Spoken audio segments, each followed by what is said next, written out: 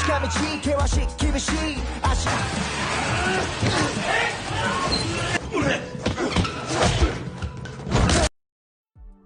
kalian semua, kembali lagi bersama Carlos si Kekar Tapi Polos. Pada kali ini kita akan membawakan salah satu film tawuran asal Jepang dengan cerita menarik di dalamnya. Bagi kalian pecinta Cross Zero, dijamin pasti suka sih. Dan inilah alur cerita High and Low Season 1, The Story of the Sword. Dikisahkan dahulu kala telah terdapat suatu kelompok geng bernama Mugen. Mugen merupakan gangster legendaris dengan kekuatan overpowernya dapat menguasai 5 kota sekaligus. Mugen dipimpin oleh Kohaku dan beberapa anggota yang baru diketahui namanya adalah Tsukumo, Cobra, dan Yamato. Pada tahun yang sama dengan kejayaan Mugen terdapat kakak beradik tangguh yang berdiri sendiri dengan namanya Amamiya Brothers. Dan mereka berdua adalah Amamiya Masaki dan Amamiya Hiroto. Banyak orang ingin mengalahkan Amamiya Brothers untuk meningkatkan reputasinya. Namun Amamiya Brothers berhasil bertahan dan tidak pernah kalah sekalipun. Pada suatu hari Amamiya Brothers datang ke markas Mugen untuk menantang geng Mugen. Karena pada saat itu hanya Amamiya Brothers lah yang berani melawan Mugen.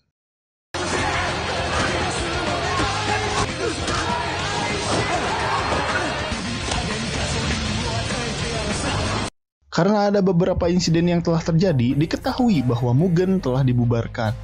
Dan Amamiya Brothers pun menghilang menyembunyikan diri. Karena Mugen telah bubar dan Amamiya Brothers menghilang, maka kelima kota yang sebelumnya dikuasai oleh Mugen berada pada kekosongan.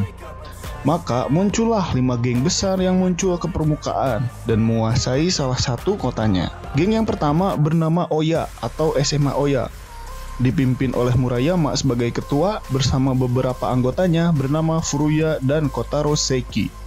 Geng yang kedua bernama White Rascal. White Rascal dipimpin oleh Rocky bersama beberapa anggotanya bernama Ko, Bito, Aizawa, Shimura, dan Enari. Geng yang ketiga adalah Rude Boys dengan ketuanya bernama Smokey dan beberapa anggotanya bernama Takeshi, Shion, dan P. Geng yang keempat bernama Daruma Ika yang dipimpin oleh Hyuga Norihisa dan beberapa anggotanya bernama Ukyo, Sakyo, dan Katowashi. Dan geng yang kelima bernama Sano Rengo yang dipimpin oleh mantan anggota Mugen bernama Cobra dan beberapa anggota lainnya. Ada Yamato yang merupakan mantan anggota Mugen, lalu ada Noboru, Tetsu, dan Chiharu. Huruf depan dari kelima geng tersebut diambil untuk mewakili sebuah kata. S untuk Sano Rengo, W untuk White Rascal, O untuk Oya atau SMA Oya, R untuk Rude Boys, dan D untuk Daruma Ika. Sehingga terbentuklah kata sword dengan G di depannya sebagai greatest. Maka kata tersebut bisa disimpulkan sebagai geng terhebat dari tiap-tiap geng. Yang nyatanya mereka bisa mengambil alih masing-masing daerah dari 5 kawasan kekosongan. Sword bertujuan untuk menjaga keseimbangan dari tiap-tiap wilayah mereka. Walaupun banyak orang yang ingin menjatuhkan mereka, namun sampai saat ini Sword berhasil mempertahankan wilayahnya dengan kokoh. Kemudian scene pun berpindah menceritakan geng Sano Rengo yang bertugas menguasai kota ini. Dipimpin oleh mantan anggota Mugen yaitu Cobra, bukan anak Honda. Sano Rengo sering berkumpul di kafe milik Naomi. Namun ketika hari itu dan mendapatkan kabar bahwa sekelompok berandalan ingin menyerang kota dengan tujuan mengalahkan Sano Rengo. Yang tentu saja Sano Rengo berangkat untuk menghadapi berandalan tersebut. Mereka semua mulai menghajar berandalan tersebut satu persatu. Chiharu dan Tetsu si gimbal mirip Eddie Broccoli di Tekken PS1 mulai beraksi dengan kelincahannya. Yamato dengan kekuatan fisiknya yang bagaikan otot kawat tulang besi dengan mudah melempar mereka satu persatu, lalu dan juga menghabisi mereka tanpa ampun. Begitu juga dengan sang ketua membantai musuh dengan teknik lilitan kobranya yang mematikan. Lalu di tengah pertarungan Yamato bertemu Noboru yang membantu mereka. Di sini keberadaan Noboru masih misterius dan seiring berjalannya waktu akan mulai terungkap siapa sebenarnya Noboru. Sano Rengo kemudian berhasil menghadapi berandalan cetek tersebut yang menyerang mereka. Masuk ke episode 2. Episode ini menjelaskan geng Oya atau SMA Oya. Bisa dilihat sekolah ini sangat bersih dan teratur. SMA Oya merupakan tempat berkumpulnya orang-orang bermental baja, karena setiap harinya pasti ada perkelahian. Tidak naik di sekolah ini adalah hal yang lumrah, asalkan bisa membayar SPP, dia tetap berada di sini. Dan umur siswa rata-ratanya adalah 23 tahun. Yang bikin saya penasaran, apakah mereka tahu sekolah sujuran gak ya? Lanjut pada cerita sebulan lalu, sebelum masuknya Chiharu ke geng Sanohrengo. Terlihat Chiharu sedang berlari dikejar-kejar oleh segerombolan orang. Di tengah jalan, Chiharu tidak sengaja menabrak Yamato. Yamato yang melihat Chiharu dalam kesulitan langsung mengajar mereka semua, karena wilayah ini sudah termasuk Sanohrengo. Ini merupakan pertemuan pertama Chiharu dan Yamato yang pastinya mereka belum saling kenal. Kemudian Yamato baru menyadari ternyata segerombolan orang itu adalah geng SMA Oya. Yamato yang mengetahui hal itu langsung lari, karena bisa saja perkelahian itu mengganggu kestabilan Sworn dan memicu perkelahian antar kelompok. Beberapa hari kemudian, Yamato yang sedang bekerja di bengkel rumahnya, kedatangan ibunya dengan beberapa wanita berseragam. Kedatangan Chiharu yang baru saja menemukan tempat tinggal Yamato. Chiharu berterima kasih atas bantuan Yamato waktu itu. Namun Yamato menyuruh Chiharu melupakannya karena jika diperpanjang bisa saja terjadi perselisihan karena Yamato menghajar SMA Oya. Kemudian Chiharu menceritakan penyebab dia dikejar-kejar waktu itu. Chiharu ternyata seorang murid baru di SMA Oya. Chiharu yang tidak mengetahui apa-apa ingin menolong salah satu orang yang tengah dihajar. Namun tanpa disadari, Chiharu menghajar Furuya yang merupakan orang nomor 2 di SMA Oya. Dan akhirnya Chiharu dikejar-kejar untuk dikeroyok. Secara mengagetkan, Chiharu mengatakan bahwa dirinya ingin bergabung dengan Sanohrengo. Karena di SMA Oya, Chiharu tidak memiliki tempat dan bakal jadi bulian orang-orang di sana. Yamato pun sangat bingung karena takut keseimbangan Sword terganggu jika SMA Oya mengetahui Chiharu bergabung dengan Sanohrengo. Ibunya Yamato pun ikut nimbrung dan menyuruh Chiharu menemui Cobra karena dialah ketua dari Sanohrengo. Karena tidak ada pilihan dan kasihan pada Chiharu, kemudian Chiharu dipertemukan dengan anggota lain Sanohrengo termasuk Cobra. Cobra yang baru saja mengetahui hal itu tentu saja marah dan menyuruh Yamato untuk menyelesaikannya sendiri karena ini urusan pribadi Yamato, bukan urusan Sanohrengo. Cobra pun lalu meninggalkan kafe itu. SMA Oya yang baru saja mengetahui bahwa Chiharu bersama salah satu anggota Sanohrengo kemudian datang ke markas Sanohrengo dan Murayama sebagai ketua Oya pun ada di sana. Namun, Dan yang mengetahui hal itu mencoba menghubungi Cobra, tapi Yamato mencegahnya karena akan menyelesaikan masalahnya sendiri. Murayama kemudian meminta Yamato untuk menyerahkan Chiharu, namun Yamato menolak. Kemudian Murayama menghimbau agar Sanohrengo tidak ikut campur dengan urusan SMA Oya. Namun Yamato menyangkal bahwa hal ini tidak ada hubungannya dengan Sanohrengo, melainkan urusan pribadi Yamato itu sendiri. SMA Oya pun kemudian pergi dari sana dan Furuya terlihat kesal atas keputusan Murayama. Tapi Murayama menenangkan Furuya bahwa mungkin benar hal ini tidak ada kaitannya dengan Sanohrengo. Karena jika iya, Cobra pasti ada di sana dan mempertahankan Sanohrengo. Saat malam hari, terlihat Chiharu dihadang oleh beberapa anak dari SMA Oya. Ketika Chiharu terpojok, tanpa sengaja, datang seorang pria untuk membeli minum di mesin tersebut. Dia menyenggol salah satu anggota SMA Oya, tapi pria itu menghabisi mereka semua ketika SMA Oya menyerang. Dan ternyata pria ini adalah Amamiya Hiroto dari Amamiya Brothers, sang gangster legendaris kakak beradik yang telah lama hilang. Kini Amamiya Brothers pun mulai muncul kembali memperlihatkan dirinya. Masuk episode 3. SMA Oya ternyata memiliki tradisi tersendiri menentukan leader mereka. Calon ketua harus berhasil menahan 100 pukulan tanpa tumbang demi mencapai tujuannya. Dan sebelumnya, Furuya berhasil menahan 98 pukulan sebelum dirinya tumbang. Tapi kini, ada Murayama yang dapat menahan 100 pukulan dan berhasil menjadi leader SMA Oya. Kalau di dunia nyata, jangan pernah coba-coba ya guys, karena pasti kalian semua sudah koma dan berakhir di kuburan. Scene beralih pada Yamato yang ditemani Naomi kala itu. Yamato di sana sedang curhat tentang kekhawatirannya terhadap Chiharu. Karena dirinya tidak mau menyesal untuk kedua kalinya seperti dulu. Di sini mulai terungkap sosok Noboru di awal film. Noboru ternyata mendapatkan masalah besar waktu dulu hingga berakhir dipenjarakan. Dan Yamato merasa menyesal tidak dapat membantu Noboru ketika ada masalah. Noboru juga ternyata merupakan sahabat Yamato dan Cobra sedari kecil. Hingga pada suatu waktu, Noboru dipenjara karena salah satu kasus. Kasus Noboru di sini belum dijelaskan dan akan terungkap seiring berjalannya waktu. Tanpa disadari, ternyata Chiharu menguping pembicaraan Yamato dan Naomi. Lalu Chiharu bertekad untuk menyelesaikan masalahnya sendirian tanpa merepotkan orang lain. Chiharu pun menuju SMA Oya sendirian. Tapi Tetsu yang mengetahui Chiharu kemudian memberitahu Yamato. Dan juga Naomi kemudian memberitahu Cobra. Chiharu yang datang sendirian tentu saja dikeroyok habis-habisan oleh anak-anak SMA Oya. Yamato yang menyusul kemudian melerai mereka, lalu memasukkan Furuya dan Chiharu ke salah satu ruangan kelas untuk menyelesaikannya 1-1. Yamato kemudian menjaga pintu itu agar anggota Oya yang lainnya tidak dapat masuk ke ruangan tersebut. Yamato di sana pasti dihajar juga, namun dia tidak melawan karena tidak ingin menyangkutkan urusannya dengan Sanoh Rengo.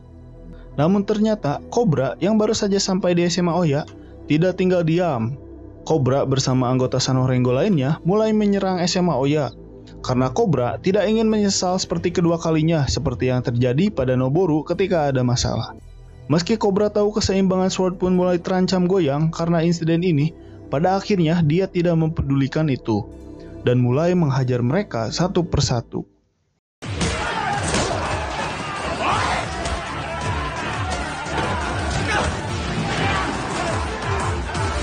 Cobra dan yang lainnya pun mulai mencari Yamato dan Chiharu walaupun banyak dari SMA berandalan itu menghadang dirinya. Sampai akhirnya Cobra melihat Yamato yang tengah dihajar habis-habisan tanpa melawan. Cobra lalu menghajar mereka semua dan melihat apa yang terjadi pada Chiharu dan Furuya di ruangan sana. Yang pastinya di dalam sana Chiharu babak belur dihajar Furuya namun pantang menyerah. Kabar penyerangan Sanoh Rengo pun didengar sampai sang ketua Murayama. Murayama kemudian menghampiri Cobra dan menantang dia 1-1. Pertarungan antar kedua geng dari Sword pun terjadi.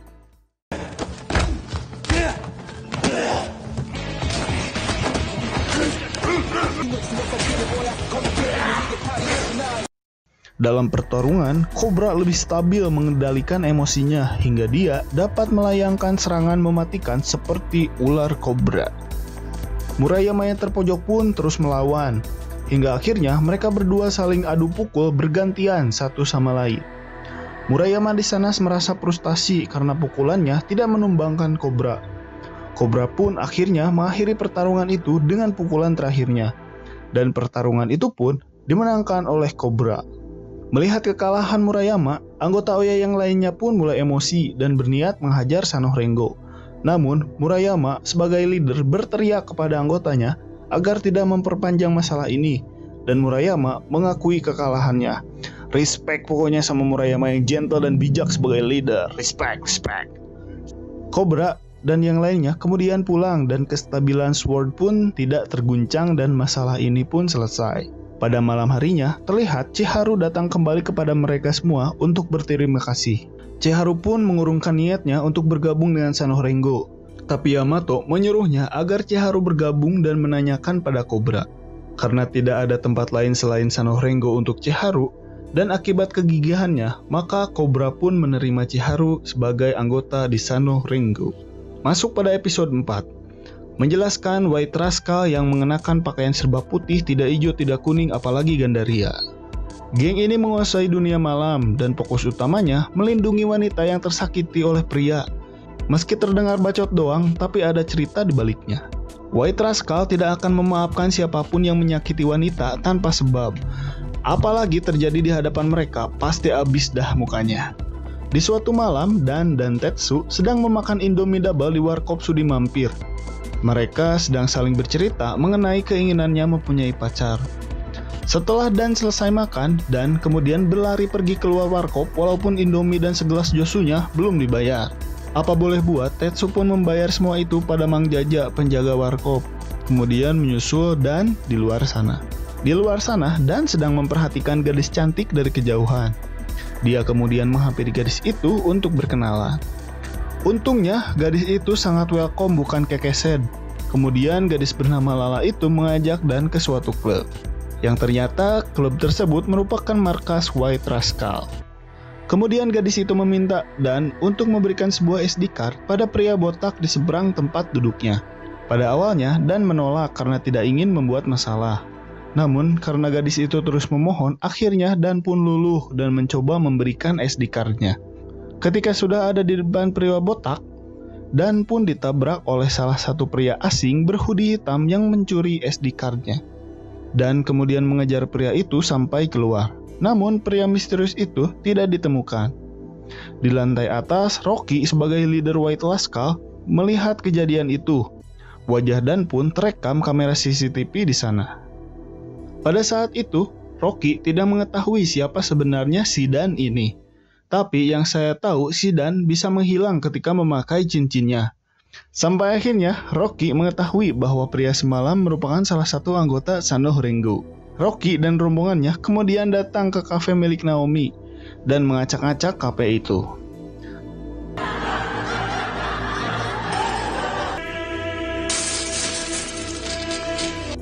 Tidak lama Naomi pun datang, namun tidak bisa berbuat apa-apa.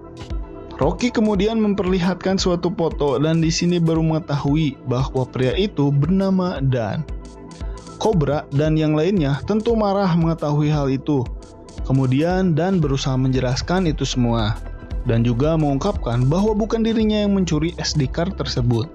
White Rascal menuduh Dan sebagai salah satu anggota Sanoh Rengo sebagai pencuri SD card itu dan menuntut agar SD card tersebut dikembalikan jika Sanoh Rengo tidak ingin mendapatkan masalah. Karena kesal KP-nya telah dihancurkan, Naomi mengusir semuanya dari sana sambil melihat salah satu foto berjaket Mugen. Kemudian mereka semua berkumpul di bengkel milik Yamato. Namun pada saat itu datanglah pria berjas rapi yang ternyata itu adalah Noboru, teman lama dari Yamato dan Cobra. Lanjut episode 5. Di sana Noboru datang sebagai perwakilan dari Iemura Group yang terdiri dari Nine Dragons atau Kuryu Group. Iemura Group sudah menguasai berbagai kawasan. Namun, Iemura Group ingin mengembangkan wilayah kekuasaannya dan mengambil alih kawasan Sword untuk dijadikan pengembangan bisnisnya. Dan Noboru ditugaskan untuk mengambil alih wilayah Sword. Kedatangan Noboru tentunya membuat kaget Yamato dan Cobra, karena mereka tidak mengetahui bahwa Noboru telah bebas dari penjara secara tiba-tiba, dan ternyata sekarang bekerja di bawah Iemura Group. Noboru kemudian meminta Sanoh Rengo untuk bergabung dengan Iemura Group, dan jika menolak, maka Sanoh Rengo akan dihancurkan oleh Iemura Group. Kemudian Noboru memberikan kesempatan 1x24 jam untuk mereka memutuskannya. Walaupun Yamato membujuk Noboru untuk kembali ke Sanoh Rengo, Noboru tidak mendengarnya dan pergi begitu saja. Dan pada episode ini, siapa sebenarnya Noboru terungkap. Noboru merupakan sahabat sedari kecil Yamato dan Cobra. Berbeda dengan yang lain, Noboru termasuk anak yang pintar. Dia belajar sampai ke perkuliahan demi masa depan yang cerah. Di perkuliahan, dia bertemu dengan gadis cantik bernama Miho. Sekilas, Miho mirip Sora Aoi. Mereka berdua menjalani kisah percintaannya, dan pada suatu ketika, Yamato dan Cobra mengajak Noboru untuk Sanmori bareng, karena sudah lama tidak melakukannya bersama. Noboru yang sangat ingin juga ternyata sudah mempunyai janji untuk berkencan dengan Miho. Tapi Miho yang baik hati pun memperbolehkan Noboru pergi bersama kedua temannya. Pada hari itu Noboru pun riding bersama dan bersenang-senang.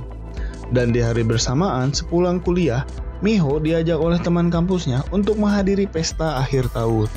Dan hal mengerikan pun terjadi pada Miho. Miho dilecehkan oleh teman kampusnya hingga Miho pun merasa trauma. Sejak hari itu Noboru tidak bisa menghubungi Miho. Datang ke rumahnya pun, pintu selalu terkunci dan tidak ada jawaban. Sampai akhirnya, Noboru tidak sengaja menguping pembicaraan dan mengetahui apa yang sebenarnya terjadi. Noboru pun kembali ke rumah Miho dan memaksa masuk ke rumahnya. Dan dia menemukan Miho sudah berlumuran darah di kamar mandi. Saat itu, amarah Noboru pun sangat memuncak. Dia bertekad untuk balas dendam walaupun Naomi mencegahnya. Noboru kemudian datang ke lokasi pria aspak ini asal pakai dan memukuli dia sampai mati karena sudah kehilangan akal sehatnya. Pada akhirnya, Noboru ditangkap polisi dan berakhir di penjara. Hal tersebut menjadikan Cobra dan Yamato menyesal karena tidak dapat membantu ataupun mencegah Noboru pada saat itu. Ketika di penjara, Noboru sudah kehilangan jalan hidupnya. Namun salah satu pria di penjara mengajak Noboru untuk bergabung pada Iemura Group asalkan menghanguskan masa lalunya. Noboru pun sepakat dan akhirnya bergabung dengan Iemura Group. Di markas Iemura Group, Nikaido bertanya pada Noboru, mengapa memberi tenggang waktu pada Sanorengo? Apakah itu karena mereka mantan teman masa lalunya?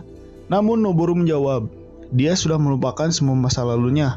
Dan itu hanyalah pilihan diplomatis sebelum akhirnya Sanorengo menyerah pada Iemura Group. Pada malam harinya, Noboru menemui Cobra secara empat mata. Cobra mengingatkan akan kisah masa lalunya dan mengajak Noboru untuk kembali pada Sanorengo. Tapi Noboru masih tetap pada pendiriannya dan malah menyuruh Cobra untuk membubarkan Sanorengo. Di situasi lain, Yamato ingin balas dendam terhadap White Rascal karena telah menyerang kafe milik Naomi. Tapi Naomi mencegahnya karena rantai dendam hanya akan merusak diri sendiri dan akan terus berlanjut seperti halnya terjadi pada Noboru yang hancur akibat tindakan dendamnya. Di situasi lain, Dan sedang membereskan masalahnya sendirian mengenai SD card-nya yang dicuri. Ketika berusaha mencari gadis yang menjebak dirinya, dia diketahui oleh anggota White Rascal karena memang itu daerah kekuasaan White Rascal. Kemudian Dan dihajar dan dikejar, tapi pada akhirnya Dan berhasil kabur dan kembali mencari gadis itu. Di kafe milik Naomi, Yamato menemukan surat dari White Rascal bahwa White Rascal akan mengganti rugi semuanya yang telah mereka hancurkan asalkan dia dapat menemukan SD card miliknya. Walaupun emosi, White Rascal tetap memikirkan ganti rugi juga ternyata. Respect. Naomi, Yamato bersama Chiharu kemudian berniat membantu membereskan sisa-sisa kehancuran di sana. Saat itu, Yamato yang sedang beres-beres tidak sengaja menemukan SD card milik White Rascal di jaket Chiharu yang menyebabkan Dan dituduh sebagai pencuri, yang kemudian White Rascal menghancurkan kafe milik Naomi. Dan episode 5 pun berakhir. Apakah Chiharu benar-benar sebagai orang yang mencuri SD card tersebut? Dan apakah yang sebenarnya terjadi di balik semua itu? Terima kasih bagi kalian semua yang sudah menonton. Terima kasih juga atas supportnya. Selamat pagi, siang, sore, malam, dan selamat beristirahat.